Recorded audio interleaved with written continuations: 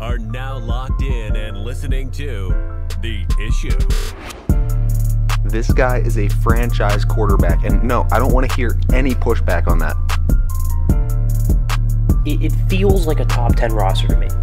It feels like it can win a championship. This is The Issue.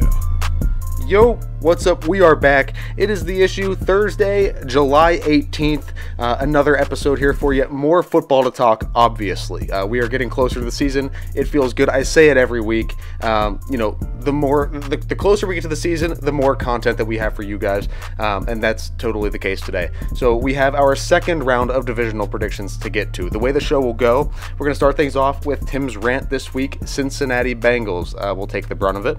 Moving into hits and misses to finish out the first segment, and then into the second, we will lead things off with the AFC West divisional predictions. We did the NFC West last week. Go back and watch that yet if you haven't. It was fantastic. But we will be in the AFC West this week. And then we will close out the second segment with 20 questions, this time the Pittsburgh edition. So it's a new segment. Tim brought it this week. We'll let him describe that one. But then to finish off the show, we will have last call this week. Combos draft. Best combos. Yeah, the 20 questions is kind of just like rapid fire. It's going to be rapid fire. I'm excited for that one. Ton of content, short, quick takes. Kind of allows us to give our opinion on some stuff that doesn't normally, it's not really worth a whole segment, but we can still get to it, you know? Right. There's things that I'm sure that there's fans out there that they're like, oh, why don't they ever talk about the Pirates? Or why don't we ever get in depth on the Steelers offensive line? It's like, well, we will eventually during football season, but this is kind of a way we can bring up those what I would call secondary or tertiary topics without dedicating a whole segment to just that one question. You know? I like it. Yeah. It's going to be a good show, guys. No matter how you are joining us, we appreciate it. Whether you're watching the show on YouTube, Spotify, and Amazon Prime Video, or listening on Apple Podcasts, Google Podcasts, Amazon Music, iTunes, iHeartRadio, and of course the iHeartRadio app. We appreciate it no matter how you're with us. This is The Issue. You know, you mentioned the Bengals. It was actually something I was thinking about while I was driving around today, and I was like, okay, who's got it? Kind of like what? Who's in the championship bubble? Whose Super Bowl window is kind of open right now? And I'm going through. I'm like, well, obviously the Chiefs are. I would say the Niners are, but probably closer to the back end of it, right? Trent Williams is getting old. McCaffrey, Kittle, they're not old, but they play hard. They get banged up. Debo, same way. You're going to start paying people soon. You're going to start losing people soon. So they're at the back end of their windows open. I would say Packers are coming into it with what we think is going to be a star quarterback. Same thing with maybe the Chargers as they're starting to open with a good coach. We'll find out this year. So I'm going through all these teams, and I get to the AFC North, and I'm like, I don't like Deshaun Watson. I don't think he could be that noisy at quarterback and have a Super Bowl window be open. So I would say that's a no for them. I get to Baltimore. I like Lamar. I think that's probably an open Super Bowl window. They're not the best team, in the AFC, but they're certainly a contender. I would say their Super Bowl window is open. Steelers, I don't view them as a contender. I think it was last week or 2 weeks ago. I'm officially out on the team. I just don't think it's a legit operation right now. And then you get to the Cincinnati Bengals, and I'm like, I actually don't know. I feel like a lot of people, this is a very simple answer. It's like, oh, of course, it's Joe Burrow, Jamar Chase. Absolutely, their Super Bowl window's open. They just got to one, 3 years ago? I would just, it's a caution. Just be careful on that. Right? I said this about, Lamar and the Ravens last week, where it's like, how many more playoff failures till we start to kind of view him as just like Dak, who good in the regular season, going to put up big numbers, good leader, good statistical guy, but doesn't really kind of perform when it matters, right? So how many more playoff L's does Lamar take before that becomes his reality? And I'm getting to the same spot with the Bengals where it's like, how many more injuries to Burrow before they draft a quarterback? How many more injuries to Burrow before we are like, well, that's just not a serious football operation when your star quarterback's healthy half the time at best? And T. Higgins on a franchise tag. You're going to have to pay Jamar Chase. Your best defensive player, Trey Hendrickson, requested a trade this past year. Now, he said he'll go ahead and play for the Bengals, if that's what they so choose to do. Obviously, they have, control over him and his contract. So, at the end of the day, he's like, I'll play for him if I have to, but he would prefer to be elsewhere. So, at the end of his contract, which I think is next year, he'll prefer to go elsewhere. So, this is one of those things where you you start adding up these pieces where it's like, well, Burrow gets hurt a lot. Hendrickson's going to leave soon. T. Higgins needs a contract, and I don't know if they're going to have enough money to pay him, which if they don't, that means he's going to go elsewhere. You're going to have to pay Jamar Chase. You already lost Joe Mixon. Your offensive line's been in limbo for years now. And when you're paying all these other positions, are you going to be able to allocate enough resources to the offensive line? Defense has always been mediocre at best. And again, with the minimal allocation of resources to that side of the football, do we see it getting any better? I know they're investing draft capital, but that puts a ton of pressure on your front office to hit on those picks. You know, not just your first-round pick, your second, your third, your fourth. You got to find a gem in the sixth that you're going to pay $300,000 to, right? You got to find your Brock Purdy, but safety edition, right? These are all concerns for the Bengals, and you start adding all that up, and you're like, well, so is their Super Bowl window open? And if so, how long? And you're tallying it up, and I'm tallying it up today, and I'm like, is this kind of the last year for them to make a big run with this core? Now, I'm not saying they can't, deal off some pieces and kind of retool within the next couple of years. But with this core, Burrow, Higgins, Chase, Hendrickson, you already lost Mixon, Zach Taylor as the head coach, you already lost your offensive coordinator. Is this the last year for most of this core to make a legitimate playoff run, go into Arrowhead, win another playoff game, and actually have a shot at a Super Bowl? My argument is yes. I think they're closer to a Dallas Cowboys in terms of this is a one-year, prove-it year for almost everybody involved. Now, I'm not saying you're moving off Joe Burrow, but what if Joe Burrow goes out in the 5th game of the year and snaps his ACL? And again, even if he's a rival, I'm not hoping for that. I'm never going to hope for somebody to get hurt. But what if that happens? Like, there's a legitimate argument. You have to now draft a quarterback, maybe not first round, second, third. You just have to start looking for a legitimate replacement for Joe Burrow if he can't stay healthy, right? What if you're average this year and then T. Higgins leaves, Trey Hendrickson leaves? Like, this could be the last year for the Bengals to actually do something. There's going to be a ton of pressure on this organization for an organization that's not used to being in the spotlight like this. This is one of my most fascinating watches for teams that I don't think anybody's talking about. I can sit up here and be like, oh, I'm interested to watch the Cowboys. Well, yeah, so is like 2 billion people across the world. Like, that's not like new, right? Like, everybody's watches the Cowboys.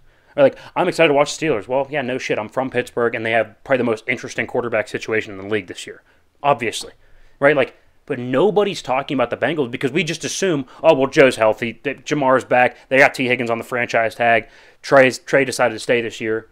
If it doesn't go well, it almost feels like a little bit of a house of cards here. Like, I'm not saying to the extent of the Jets, but if the Jets get off to a 2-4 start, it's going to be mayhem in New York. If the Bengals get off to a 1-4, 1-5 start, or if they are below 500 halfway through the year, it is going to be a spicy media, right? I know Cincinnati media is not overbearing, but the Bengals get a lot of pub on your Fox Sports, on your ESPNs, because of Burrow, because of Chase. I'm just saying, I'm not predicting that they're going to be bad, but one tweak to Joe's knee, one injury to Jamar T. Higgins, one little losing streak, I feel like it could be a little bit of a house of cards. It has that potential. Am I crazy on that? No. I think it has been massively downplayed, the pressure that they are under this year. I think the safety net for them is the Joe Burrow effect, where it's like, we have a really good quarterback, we have really good weapons to go along with them, we're fine, we're business as usual. And I would say, be cautious when somebody's telling you, oh, well, we're doing it this way just this because how we've always done it. When that's not leading to championships, you're not going to get to a championship by doing it the same way. It just has that feel to it. It feels like they kind of stalled out. I mean, they were, for a while, one of the teams on the rise, one of the ones that you had to look out for, and still a very good competitive team in the AFC, and I'm not trying to downplay that either. But they've kind of gone stagnant a little bit. This is a team where if they win 7 games, I'd be like, well, I mean, yeah, Jamar missed 6 weeks when he rolled his ankle. Trey Hendrickson didn't play very well. Joe missed 6 games with an injury because he's done that pretty much every year of his career. I would be like, yeah, that kind of makes sense. Yes. Or if they win 14 games and end up in the Super Bowl, I'd be like, well, yeah, they have Joe freaking Burrow. When he's healthy, he's one of the best quarterbacks in football. They are such a wild card team. They are the definition of a wild card team going into 2024. I'm fascinated to watch. It's going to be a good one. Can't wait. The great thing is, and just a slight little teaser here before we get into hits and misses, the Hard Knocks this year. The AFC North following the most interesting, like you said, the most interesting team when dealing with quarterbacks. Division? By far. Because one, you have Lamar Jackson, the Ravens. Obviously, you have the success there. You're going to be able to see what that team's doing week to week. But then you're going to see what pressure looks like in Cincinnati. You're going to see what making tough decisions looks like in Pittsburgh with the quarterback room. And then the Browns are the Browns, so you're going to see a lot of shit going on with Deshaun, probably. The circus that is the Browns. Yeah, so it's interesting. It'll be entertaining, but before we waste any more time, let's hop right into hits and misses. All right, hit number 1, I've said it since, I don't know, the beginning of existence. The Pirates are a subpar franchise. They probably always will be a subpar franchise. The owner is one of the biggest jackasses I've ever heard of in sports. Story comes out that he's publicly saying that the front office needs to do more and that they have every ability spending-wise to go out and make a big move. And then behind closed doors tells them, go shove one. You don't have any money to go do anything. What a joke of an owner. I mean, just a joke. And then they go out and they draft, get this, the only spots they're good is left field, pitcher, shorts, like middle infield. They go out and draft 2 shortstops and a pitcher with the first 3 picks, all in the top 40. What a joke of a franchise. I am so done with this team. The owner's an idiot. The front office sucks. Should sell the team, completely start fresh. Everybody, I'm talking manager on up, fire every single one of them. They are all jokes of baseball personnel. Ben Cherington should not have a job in the MLB. Derek Shelton should not. Actually, I kind of like Shelton a little bit, but I'd still clean house. Bob Nutting should never own anything. No. I wouldn't trust him with a Wendy's location. I mean, it's an absolute joke. Yeah, I mean, it's bad. Fired up. I've been on the fire of Bob Nutting train, I think, as everybody else in Pittsburgh for, I don't know, he should sell the team. The better part of the decade. He should sell the team. Yeah, 100%. It's a joke. When Mark Cuban was actually in talks of buying it, and he wouldn't sell it. It's a joke. Look. If you're not going to... The Pirates aren't making that much money. Like, you would make more money from selling it. Like, what is he doing? He's an idiot. He's an idiot from top to bottom. Yeah. One of the dumbest human beings I've ever even heard of. Yeah. Missed number 1 here. Aiden O'Connell is actually beating out Gardner Minshew, according to Devontae Adams. Now, granted, we haven't even got the training camp yet. This is OTAs and, like, rookie minicamp and stuff like that. So, I'm not putting a ton of stock into it. But when your star receiver is, like, advocating for, like, I don't know, one of the worst quarterbacks in football over Gardner Minshew, that sucks because I've been a big Gardner Minshew guy. I think he's underrated. I think he's a lot closer to Baker Mayfield than he is Aiden O'Connell, but evidently he's getting beat out by AOC right now, so not good. And may we add, I don't know if anybody else has watched Receiver. Have you? I have not started watching it. That's where that's from. Yes. I mean, he was very unhappy last year. Yeah. With Vegas, yeah. Like very unhappy. Yeah. Well, I guess that's not what. Go watch Receiver.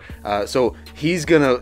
If I'm trusting anybody's word, it's actually his, because nobody knows that quarterback better than the star receiver, and it's true. He has the faith that. Well, I guess he doesn't have the faith in Gardner Minshew to get him the ball, which is a big problem. Yeah, that's true. Yeah, well, I guess it wasn't from receiver, but interview, and it doesn't matter. Interview about receiver, whatever. You get the point. Hey, number 2, I've said it before that players aren't GMs, right? Like, everyone's like, oh, like, LeBron this. Like, LeBron shouldn't be a GM, right? He gets paid to play basketball. GMs get paid to be a GM. It's the same thing in football, right? Exhibit A being Tyreek Hill. Tyreek Hill just got paid like 2 years ago and was the highest paid receiver for like a year and a half. Yep. And he's still in the top like 10 highest paid receivers. And he already wants to renegotiate a contract. That's absurd. moronic. That's absurd. The dumbest thing I've ever heard, considering Jalen Waddle just got paid. And he thinks Tua should be one of the highest paid quarterbacks. This is why you're a wide receiver. This is why your only job is to just run fast. Yeah. Because there's just zero brain cells behind the statement. It blows my mind how dumb players are about things that they should know. Like, for 5 straight years, people in the NBA were like, oh, Russell Westbrook's way better than Steph Curry. open your eyes. Like it's not even particularly close. Yeah. Like oh god, it just bothers me when I just see something so moronic. I just can't. Well, also, I think I sent it to you last week at some point between the last show and this show. Tyreek Hill saying that Baker Mayfield is a top 5 quarterback in the NFL. Yeah, there's another. Yeah, there you go. Just to bolster. Baker Mayfield's not a top 25 quarterback in the NFL. Like, what are we talking about here? Miss number 2 here. I am not a Colorado football guy. I don't like Deion Sanders. I don't like his son, Shedeur Sanders. I don't either. I think there's way too much noise. And I think you go back to the college prospects and the college programs that make a ton of noise. Johnny Manziel, bust in the NFL. Jameis Winston, somewhat of a bust in the NFL. It's like you find these guys that are just these superstars, and they're making a ton of Baker Mayfield grabbing his nuts on the sideline, and then it's like that doesn't translate to being an NFL quarterback. And so I just don't like how Colorado conducts business. But for some reason, they're ranked like number 12th overall in this new college football game. I have no idea what they're looking at. Neither offensive or defensive unit was ranked in the top 50 last year in actual real-life football. And I'm like, what are we looking at? This doesn't make any sense to me. I don't get it. It's wild. I can't wait to play the game. So I'm excited. Oh, yeah, I'm so excited. But at the end of the day, I don't understand that. It brings me back to like the Madden ratings, which I'm sure which are always absurd. TJ Watt's a 90 overall. You're like, and meanwhile, Miles Garrett will be like a 99, like 140. You're like, okay, thanks, appreciate it, makes sense.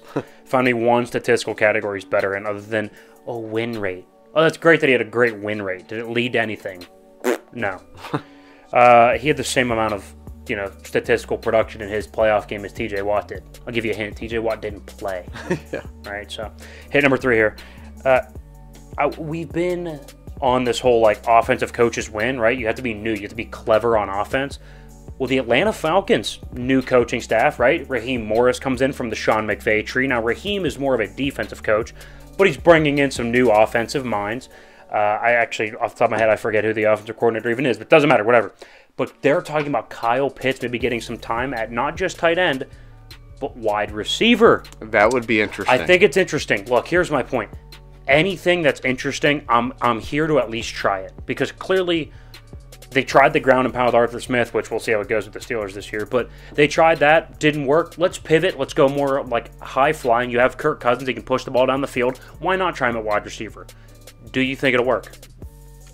I think in theory it could. I mean, every plan looks great in the planning room. I don't know. I think it's something worth trying out. I think if it works, it could really work, adding a body like that down there, especially to stretch the field. I don't know if I love it in every situation, but I mean, you're not going to use him as a wide receiver 100% of the time. Here's my thing. I'm going to go kind of polar opposite of you, kind of. I think it will work. Here's what I think they are going to find out, and here's what I think they should do, is make him a full-time wide receiver. I mean, he is one of the worst tight ends at the end of at the line of scrimmage in the league. But like, why are we messing around with this whole like, he could play tight end? Why don't we just pivot, have him shred 20 pounds, and just be a big wide receiver on the outside? Like, he's not a good tight end. He's a great wide receiver. Like, the only thing he does good as a tight end is catch the football. Why not just take him out of blocking completely? Like, it's embarrassing watching him block. Because you're still going to block as a receiver. Yes, but like, I don't want him on the end of the line. He'd still be one of the better blocking receivers because he was a tight end. He's going to be bigger, right? Yeah. Like, why don't we go get value out of the tight end position? I like it. Because imagine a wide receiving core with Drake London, Kyle Pitts, and then go pick like a speedy slot receiver. Like I said, it's very worth trying. That would be a lot better than trying to pretend he's a tight end. It's worth trying. I think that's why he's been somewhat of a bust so far. He hasn't had a great quarterback either, so that's a point. Just hasn't been in a good situation. Yeah.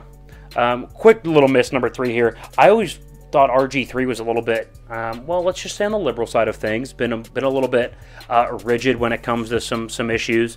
But he's actually in favor of them bringing back the Redskins logo, which I've been in favor of for a long time. I think the Washington Commanders is the dumbest name I've ever heard of. Yep. Outside of the Washington football team, that was the only thing that was more idiotic than that. Yeah. So I think it would be a great idea. And kudos to RG3 for being a little bit flexible. I think it'd be a great idea.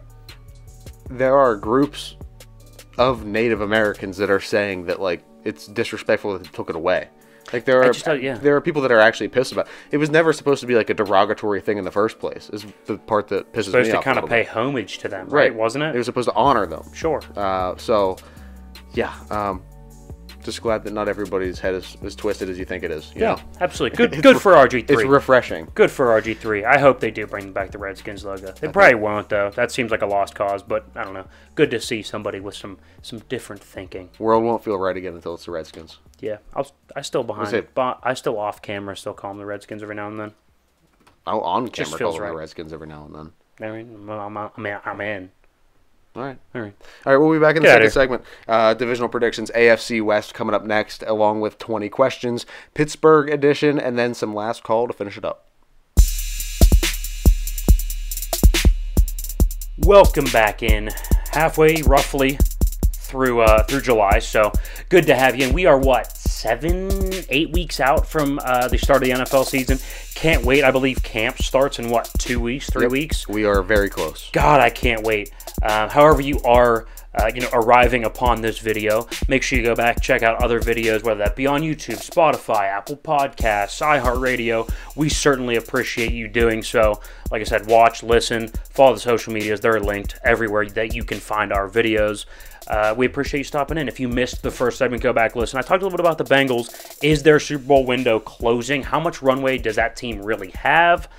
And then we did hits and misses per usual. This segment we will have AFC West predictions, followed by a little new segment, 20 questions, kind of rapid fire, very like radio style, where we're just rapid firing questions, and we're just going off about everything Pittsburgh sports. Steelers, Pirates, a little bit of Penguins, a little bit of Pitt football. 20 questions, quick segment, or 6 minutes, whatever comes first. So we'll have to be pretty quick on that. Yeah. But I think it'll be fun nonetheless. You're in charge of the timer. You're going to be running that. So can't wait. Get ready. Guys, we appreciate it. But like I always say, this is our favorite part of the show, our favorite part of kind of the preseason leading up to the NFL. It's the divisional predictions. This week, the AFC West. So we're going to go through each team, give you their predicted record, kind of a little bit why, and then we will do some superlatives, MVP, Offensive Player of the Year, Defensive Player of the Year, Breakout Player, and Coach of the Division. So let's go. All right, we always start in the basement of divisions, and so let's go to number 4. And this, I mean, you thought it was one of our hotter takes, but then we went through the schedule and we're like, that's not really that hot of a take. No. I mean, maybe we're crazy. The Denver Broncos at 5-12. Now, I do like Sean Payton. I think he's a very good NFL coach. We've seen it before, right? I think he is, I don't want to say the reason, because that kind of discredits Drew Brees, but one of the major reasons he's a Hall of Famer. A first ballot, most likely. And I think Bo Nix fits what he wants to do. I just don't know if I actually have faith in a rookie quarterback with not a ton of talent around him to lead a team to a 500 level fringe wild card team that I think a lot of people, they kind of view them in that class, and we just don't. Who is on this team? What playmakers do you have? I do like Patrick Surtain on defense. Okay. They don't have a ton of talent up front. No. I would say average at best. Linebackers, same way. Nobody in that front 7 is wow. And outside of Surtain, nobody in the back 4 really impresses me at all either. Most important position on the field, what is it? I would say quarterback. And who's theirs? Bo Nix, probably. Maybe Jarrett Stidham, but I don't know. If you draft a 24-year-old quarterback, you draft him to start. So I would imagine Bo Nix would start. Look through that schedule. It's going to be tough. It's tough sledding for them from the get-go, and it doesn't really let up. So I would tend to agree with you. 5 wins feels right. Sure. Let's go number 3 here. The Raiders I view as slightly better because I just think they do more well. They do have some talent on the offensive side of the football. I don't love that they lost. That's what I like. Yeah. So they have some talent, not a ton, but some. I do like Devontae Adams a lot. I like Brock Bowers. They just drafted him at tight end. And they even drafted a good tight end last year out of Notre Dame, that Mayer kid. And I think he can play. So having 2 tight ends and a good wide receiver, they should at least be serviceable. And with a defensive coach, you would expect the unit to improve a little bit. But at the end of the day, offensive line is average at best. I don't think they have a difference maker outside of Max Crosby on the defense. So that worries me a little bit. I think they're going to be a bit of a sieve.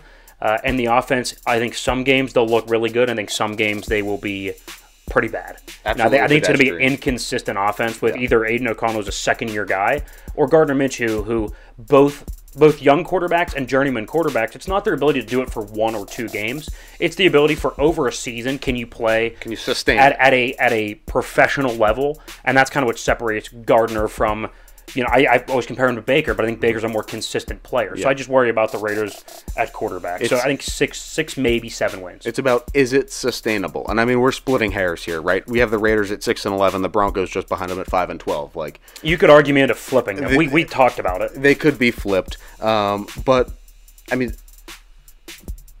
yes, there's a lot to argue about and a lot to look at here. But I mean, at the end of the day, they're not going to be a playoff contender. They're going to be 3rd, 4th in the division. Yeah, so we always give records, but I think that's the least important part of this ranking. The order is, you know what I mean? I think the order, absolutely. Like we can nitpick on, the Broncos should win 7 games, but like they feel like a last place team to me. So if they win 7, then the Raiders are winning 8. You know what I mean? Like we can argue about wins, but.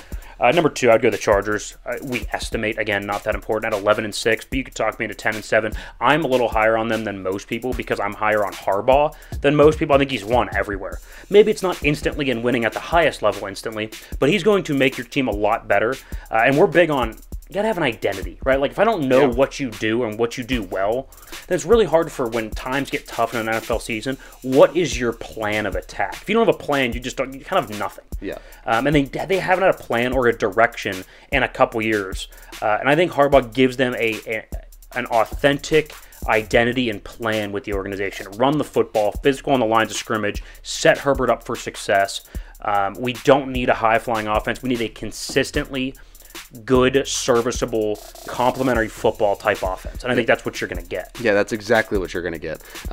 I like them a lot, and we have them splitting with the Chiefs. Like, that says a lot. They play the Chiefs really well. That's a good matchup for them. It is. But I just think it says a lot when you can be competitive with the top dogs. They are going to fight their way up there. I know, like, we have seen it coming for the past 2 to 3 seasons. Yeah. But I think this is finally the year that it happens. 11-6 seems right. They're going to slip into a playoff spot, I'd imagine. I think so too. They have one rough stretch in their schedule, and it's Browns, Titans, Bengals, Ravens, Falcons, Chiefs. Now, I know the Titans aren't great, and we don't know about the Falcons yet. And that's later in the season. Is Kirk going to be healthy? Right? Game. It's not an easy game. But if they can go 3-3 in that, so like they beat the Browns and Titans, lose to the Bengals, lose to the Ravens, beat the Falcons, lose to the Chiefs, 3-3, then I think they're going to have an okay year. If that's a 1-5 stretch, they're going to have big problems. It can be very talented. So that is the crux of their season, is that 8-game stretch. Like, prove it here. Absolutely. All right. Absolutely. And number 1, the Chiefs. I don't think this is a big surprise. Pick your win total. We estimated 13-4, but they're going to be favored in almost all 17 games. So really, it's just like, we know they're not going to go undefeated. Right? We know they're probably going to lose 3 or 4 games. You pick your own losses. That's just what we estimated. They kind of feel like a 13-win team. Because at the end of the day, it's not a dominant offense. It's a really good offense under Patrick Mahomes. They've started to run the football more. The offensive line's getting better. But I think defense and just situational greatness is what separates this team, right? The defense is going to keep it close, and in a close game, I have Patrick Mahomes advantage me. Right? Yeah. That's kind of what it boils down to. So they're going to lose a couple of games because they're not the most dominant team, but they are probably the best team, and situationally they are unbelievable. And we talked about it earlier. They are the most consistently good team. I can agree with that. They're just always good. And when you can string that together, it's going to land you pretty high up in the league, but especially the division. Chiefs at 13-4. So to run back through, we have the Chiefs obviously on top, the Chargers following in second at 11-6, the Raiders at 6-11 in third, and the Broncos remaining in the basement 5-12. That's how we see the AFC AFC West shaking out. Yeah. All right. We have superlatives now. So the best players in the division, once again, the MVP, Offensive Player of the Year, Defensive Player of the Year, Breakout Player, and Coach of the division. We're going to start with the MVP. It's the easiest decision. He's the MVP of the league last year. Is going to be in the running for it every year of his career. It's Patrick Mahomes. Yeah, that's an easy one. I don't know how much explanation anybody's going to listen to, so let's just go ahead. Offensive Player of the Year. I think Justin Herbert. I mean, what, 6'5", 260 and can move. Like, it's just rocket arm, smart guy, seemingly good leader, a little quiet, but I think he's a good leader. I like Herbert a lot. I'm a lot higher on Herbert than most, and I think despite maybe his numbers aren't going to be there, but I think he's going to be a more efficient player. I think he's going to be better on third down, which I guess that's kind of to efficiency as well. I just think he's going to be a more well-rounded quarterback as opposed to more of the I'm just a talented quarterback, and I think that's going to be a lot due to Harbaugh and the new offensive scheme. Yeah, absolutely. Defensive player of the year. There's a couple guys that were in discussion, right? Chris Jones from the Chiefs is a solid player. Patrick Surtain from the Broncos, which I would probably put him in second. Joey Bosa, Khalil Mack. I would have to go Max Crosby, though. I think he's arguably a top 3 to 5 pass rusher in football. And I think it's somebody who's going to break out a little bit this year. A new coach, Antonio Pierce, who's a defensive guy. Defensive coaches tend to elevate their best defensive players, so I think Max Crosby is going to be really good. All right, breakout player. No, he kind of broke out last year, but then I'll just say his name and then explain. Trent McDuffie, the corner for the Chiefs. No, he kind of broke out last year. He was a top 5 or 6 corner, but he was still technically their corner 2 because they had L'Jarius Sneed. He's been moved to the Titans, so McDuffie's really going to be that number 1 guy. And so what anybody has said about him is well, they had Sneed, so he wasn't on the number 1 guy all the time. Now he's going to be that guy, and I think he's going to be able to maintain that level of play, which to me puts him in the next echelon as a bona fide number 1, if that makes sense, right? He was kind of a number 1/number 2. It's almost like if you're a number 2 receiver and they get rid of the 1 and you're now the guy, right? This is kind of the thing with McDuffie. He's going to be the guy, and I think he's going to live up to it. There you go. Coach of the year. Harbaugh. Yeah, I know that Andy Reid's probably a better coach, is a better coach than Jim Harbaugh. But I think what you have to look at is how improved is the team, and I think the Chargers are going to be the most improved team in football. So to me, that gives them the nod as coach of the year. There you go. Running back through. Mahomes at MVP, Offensive Player of the Year, Justin Herbert, DPOY Max Crosby, Breakout Player Trent McDuffie moving from DB2 to DB1, and Coach of the Year, Jim Harbaugh of the Chargers. Perfect. Guys, you can go check that out on the Instagram, TikTok, Twitter. It's pretty much posted everywhere that you can find the show, so go follow, subscribe on there. We appreciate it. But now we have 20 questions, Pittsburgh edition, so kind of re-explain it for the people that have just started watching, and then we will jump right into things. It's kind of supposed to be a bit of a rapid fire, right? I got 20 questions all about Pittsburgh sports, mostly Steelers. Let's see, you have 11 Steeler questions. I have, 4 or 5 Pirate questions, 2 Penguin questions, and 2 Pitt football questions. So just kind of rattling off 20 questions. It's supposed to be quick answers. We got to get 20 questions or 6 minutes. Go ahead and start the timer. Yeah. Hold up. I got to type it. I know. I used to wear a watch, and now I still do, but my watch used to have a timer, smartwatch, but whatever. Okay, let's see. Oh, the sacrifices we make. Yeah, the sacrifice we make. All right, I'm ready. All right, let's go. Okay, timer started. Question number 1. What week, if any, does Justin Fields start for the Pittsburgh Steelers? 6. 6? I'd say we're going to see the first start with the first couple starts with Russ. It's going to be a little bit shaky. I don't think he's going to dominate right out of the gates. He's older. I don't think we're going to be too impressed. It's going to go over to Justin. They're going to want to see what he can do. Okay, I'm going to go week 11. Okay, number 2. Is Mike Tomlin the Steelers head coach in 5 years? Yes, I would say I don't completely agree with that, but I think the Pittsburgh loyal fan base will just keep him around for as long as humanly possible, and as long as he keeps having winning seasons. I'm going to go no. I think after this next contract, which I think ends 3 years from after this year, so 4 years from now, I think he'll retire to the booth. Number 3, will George Pickens emerge as a top 15 wide receiver in football? No. He's too streaky, doesn't give consistent effort.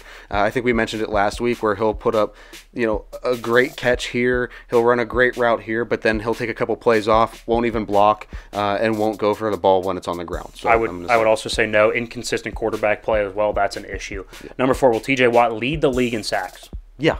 I'm going to go no. I think he's going to be close, but I'm going to go no because I think he's going to miss 2 to 3 games, which even in the past, it's put him up there. So I think he'll be in contention. Wouldn't shock me if he did, though. Okay, number 5. Will the Pittsburgh Steelers make the playoffs? No. I think no. I think the AFC is way too talented, and frankly, they don't have what it takes to make it. I think what I said last week, I said 8 and 9, right? Yeah. Okay, will the Steelers be top 10 in the NFL in rushing offense? No, I don't think this is their year. I think they're getting to that point and to where they're rebuilding the offensive line, but I don't think it's that time yet to be at the top 10. I'm going to go yes. Arthur Smith is that guy in terms of that's his run mentality. Scheming? Yep.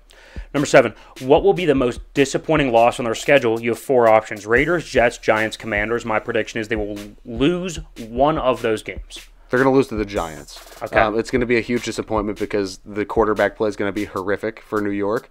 It's going to look like a game that we should easily win, but somehow let it slip away late in the third or fourth. I'll go Commanders. I know Tomlin's been good against rookie quarterbacks, but I'll go Commanders. I think they're the best team of those 4. Okay.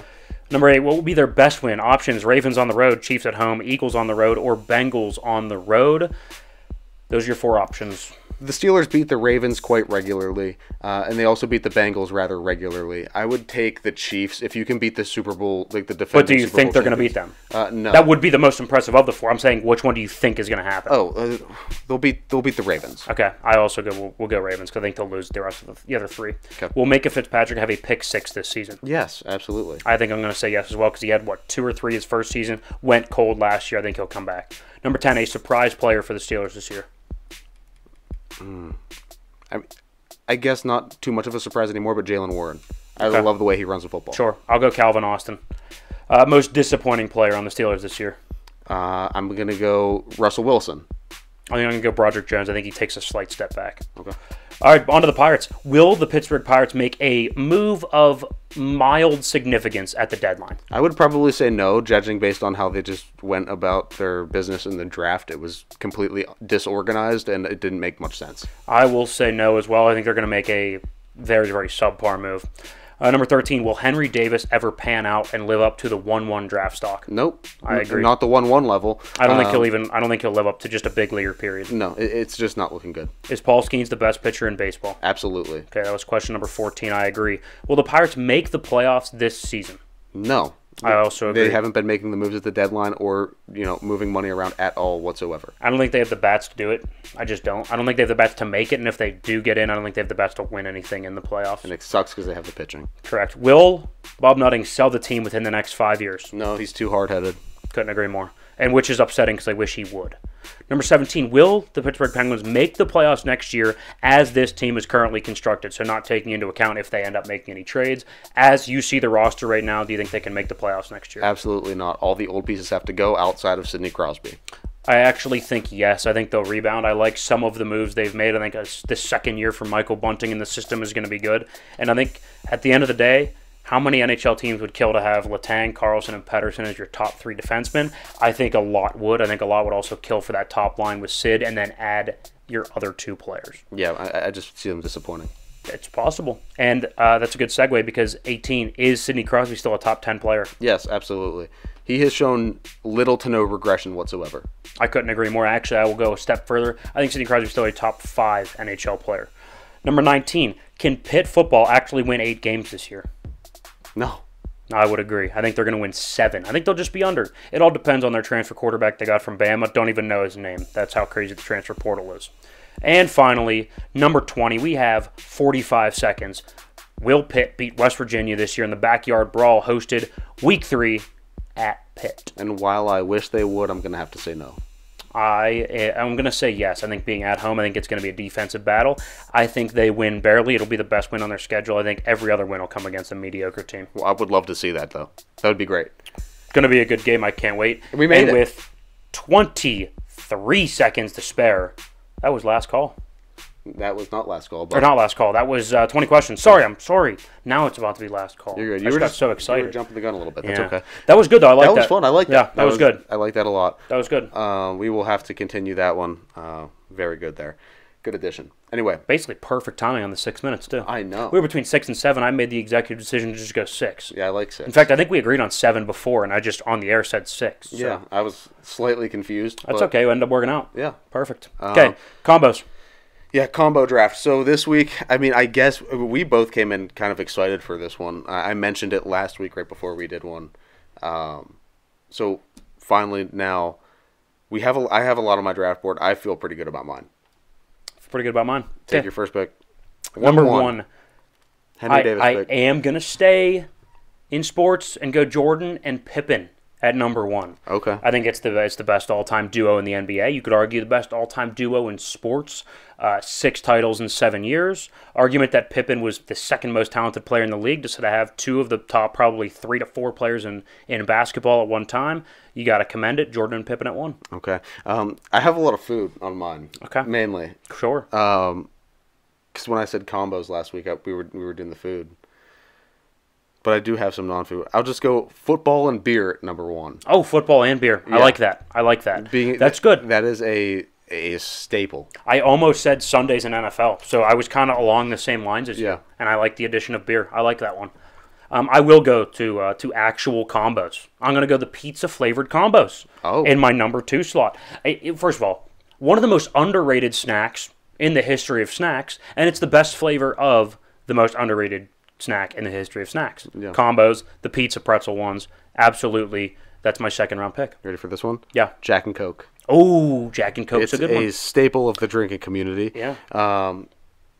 Never let me down. I think the only reason I would not personally pick that is because I prefer to go with like a rum, like a Captain and Coke. Yeah, I do like a Captain and Coke, but I mean, there's nothing more staple than hearing the Jack and Coke order. Sorry about that water jug.